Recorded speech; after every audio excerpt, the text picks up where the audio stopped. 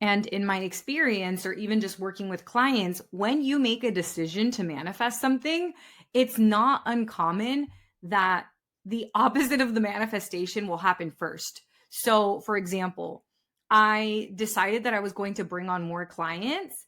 And when the week that I decided that I was going to bring on more clients and that was something I was going to manifest, I ended up actually losing a client.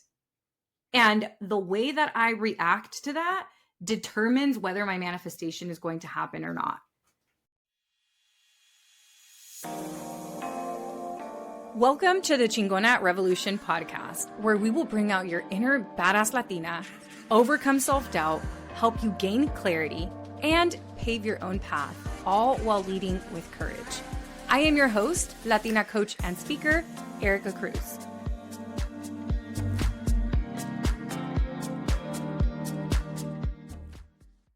If you have been manifesting, but it feels like nothing is happening, then this episode is for you. I'm going to share the number one reason why most manifestations fail and how to shift it so that opportunities can actually start flowing to you so that you can actually manifest the things that you desire. My name is Erica Cruz. I am the host of the Chingona Revolution podcast, and I have manifested some wild things, such as interviewing Luis Fonsi before even having a podcast. I maybe had a business for about a month at that time. I also was hired by Harvard to lead meditations for them, and I did not have a mindfulness certification or some type of meditation certificate. And last but not least, I manifested being on the front page of the New York Times in the Sunday print edition. It was an article about leaving my job. My good friend Kat and I are on the front page of that article. Okay, let's get right into it. The number one reason why your manifestations are not coming to fruition, the number one reason that they are failing is because you are reacting to what is at this moment. Let me try to say this a different way. If we are looking to manifest, that means we are looking to create something that doesn't exist yet. But if you keep reacting to what is and what's happening in this moment, you're only going to keep creating more of what is. So we're going to get into some examples. If you listen to the podcast episode, that was the BFF method, it's my manifestation method, then you might remember that the first F in the method is forget reality. We must forget what is if we want to create something new. Why? Because reality is a reflection of our past thoughts, our past actions, and our past feelings. But whenever we're reacting to what is, guess what? We're creating more of what is. So I want you to think about manifestation like planting seeds. Imagine that you're going to plant some cilantro and some tomatoes to make some salsa from your garden, okay? And if you go and you plant those seeds, they're not going to instantly come up. But once those seeds are planted, then in the following, whenever, it's that season, that plant or that produce will bloom and it will come up.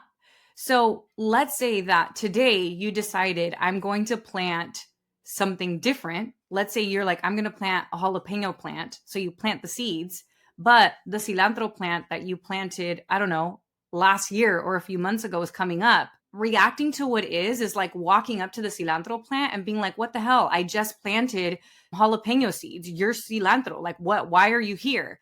And if you were just over there, like mad at the cilantro, that's literally what's happening whenever we are reacting to what is at this moment. Because whenever we are planting new seeds, again, which is like what manifestation is, where people go wrong is they get so impatient with the manifestation and they want it to happen right away that it's almost like, let's say for this new jalapeno plant, you keep digging up the seeds. Well, what happens? You keep breaking the roots. You're not actually allowing the plant to bloom. You keep taking the seeds out. Or another example is, let's say that I love baking. I actually started off my business being a food blogger and doing baking. But I knew that as a baker, if I kept opening the oven to check on the item that I was baking, the cold air would come into the oven and it wouldn't allow the baked good to bake evenly. It would actually ruin the baked good if I kept opening the oven. But what is happening with us is that we are so impatient that we keep opening the oven or we keep taking out the seeds to check them. So the problem here is that we're not trusting, we are doubting. And because we are doubting, we keep double checking. But I want you to know that what is at this moment is old news. Just like the cilantro plant that you planted seasons ago or a year ago, that's already old news. That's something that was already planted from a long time ago. When you want to create something new, we can't focus on what is, because your current reality is just evidence of your past beliefs, of your past actions, of the past things that you've done. So let's go through some examples and how this can actually show up in your life. So let's say that you are a business owner or a creator and you finally made an offer on social media, but if nobody responds right away, you decide that it's not working and then you stop showing up.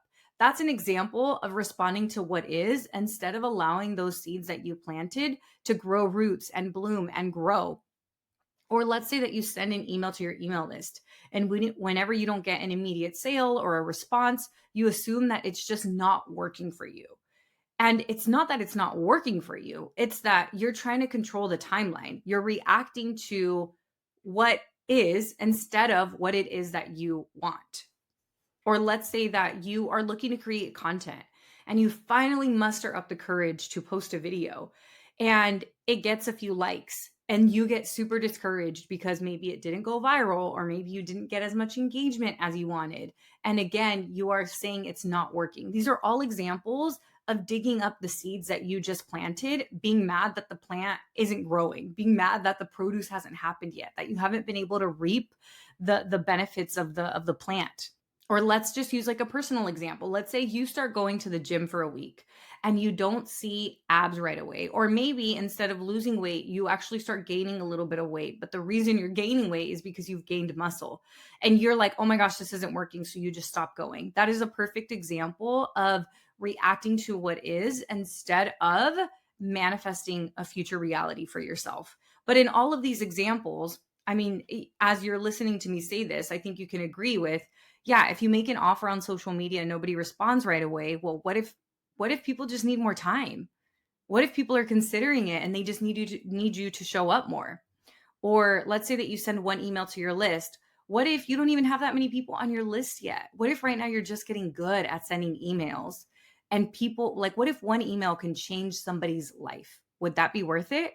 Or let's say that your first few videos don't go viral, but you know that you're getting comfortable with posting, you're getting better at creating content, and you know your content is changing people's lives. And sooner or later, you will have a viral video. And honestly, viral, I can tell you as somebody who's had many viral videos, virality does not equal business growth. Virality does not equal peace. Sometimes virality, going viral is not that fun. Just an FYI. Or let's say that maybe you try going to the gym for a week, right? Like as we just talked about. And if you're not seeing these abs yet, but you're seeing that your weight's going up, well, what if you stuck with it and maybe your weight didn't change, but maybe your body composition changed, maybe your energy changed, maybe the way you started to feel about yourself changed? Would that be worth it to keep going? As a woman of color, we're often taught that the only path to success is through hard work. And that's exactly what I did for 7 years when I worked in the tech industry. When something wasn't working, I worked harder. And then I burned out, I pushed, and I hustled. But when I started my business, I tried something different. Yes, I still put in the work, but this time opportunities were coming to me. I was magnetic. And while I didn't know it at the time because I didn't have a name for it, I now know that I was using the magnetic method, which is a blend of neuroscience backed manifestation and aligned business strategy that helps you become a magnet for opportunities. At the time, I didn't have a name for it, but now I know that I was using what I call the magnetic method. It's a blend of neuroscience backed manifestation tools as well as an aligned business strategy that helps you become a magnet for opportunities.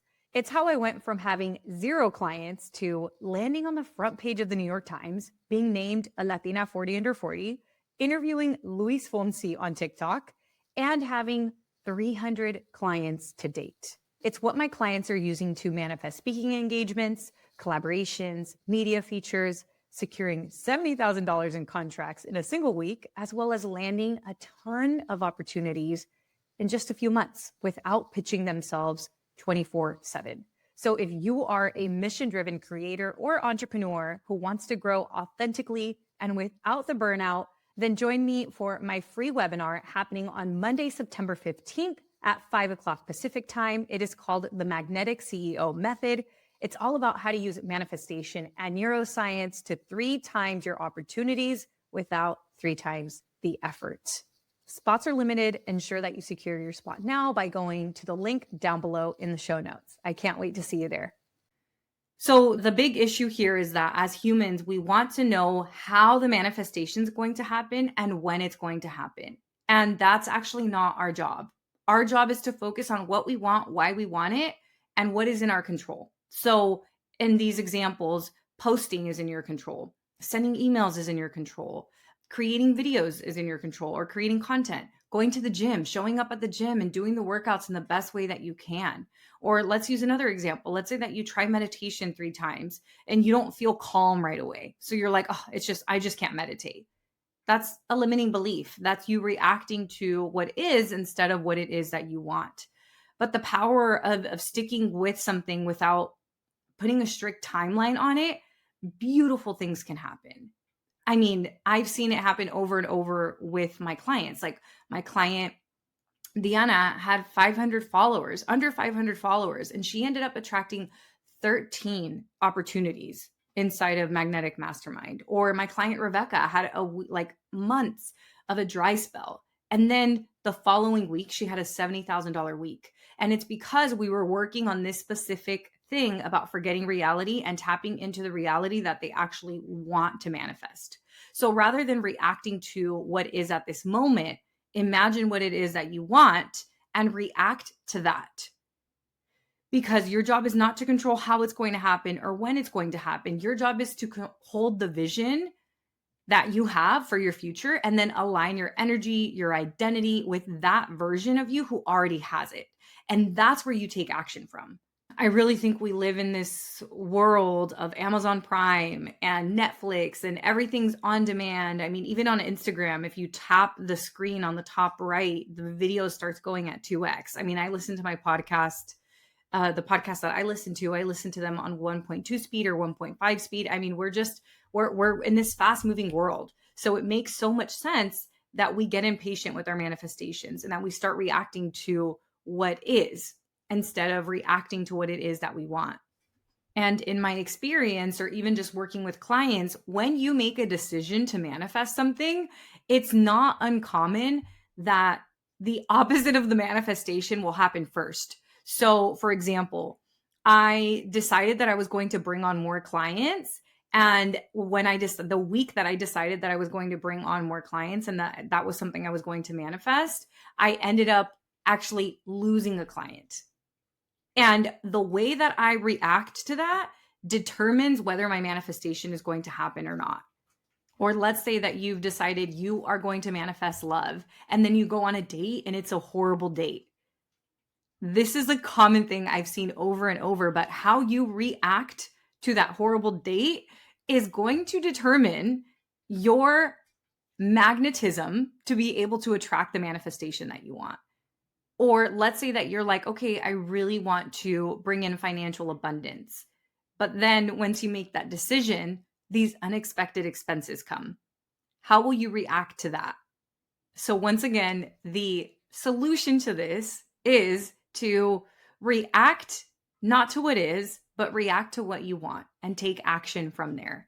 The best way to do this is through journaling, through writing it down. You can write down what has happened and you can say, the way that I immediately want to react is this way. And that might be reacting to what is. Now, write down, in the ideal situation, if you already had your manifestation, how would you show up? What actions would you take? What thoughts would you practice? What feelings would you have? and lean into that and watch your life completely change. The other kind of solution to this is community. Really, community makes manifestation so much easier. There are something called mirror neurons, which is our brains are literally mirroring the energy and the behaviors of those around us. Research shows that this is real. If we actually are at a concert, our heart rate will start to mirror one another's. And when we are manifesting with other people or in community with other people, our energy and our behaviors will really start to be affected by the people around us. So when you are in a community of people who are manifesting, you can borrow their belief until yours grows stronger. And this is something that we saw happen inside of Magnetic Mastermind over and over. Once one person had a manifestation, it was evidence for other people. They're like, oh my gosh, if it's possible for them, it's also possible for me. And that's also what's going to happen at the Magnetic CEO Method webinar, which is my completely free webinar. I invite you to join us. It's happening on September 15th at 5 o'clock Pacific. I'm going to show you how you can 3x your opportunities without 3x the effort by using manifestation and neuroscience. And you're going to learn the exact framework that I teach inside of my mastermind. And it's helped my clients land speaking engagements, clients, collaborations, and even press features. So if you've been doubting your manifestations or constantly checking in if they're working, this is your invitation to make a shift. At the end of the webinar, I am going to be opening the doors for Magnetic Mastermind, which is my spiritual business mastermind for entrepreneurs and creators. So join us. You don't want to miss it. The doors will only be open for about a week. So if you've been having your eye on this program, or if you want to work with me in a really high touch container that's intimate and going to help you grow your business, if you create content to grow your brand or grow your business, this is the program for you. But if you loved this episode, share it with a friend who's also manifesting right now. And don't forget to register for the free webinar. The link is down below in the show notes, and I can't wait to see you there. Thank you so much for joining me this week. Make sure to visit theericacruz.com. That's Erica with a K, where you can subscribe to the show so you'll never miss an episode. You can help this podcast grow by supporting me with an Apple Podcast rate and review. If you took anything away from this episode, I invite you to take a screenshot and share it on social media so that your favorite badass Latinas can also check it out. Be sure to tag me at the Erica Cruz. That's Erica with a K, because you know I want to see it. If you're ready to join the revolution and be a part of the Courage Driven Latina community, visit couragedrivenlatina.com to get more information and join the waitlist. Thanks again, and I'll see you next week.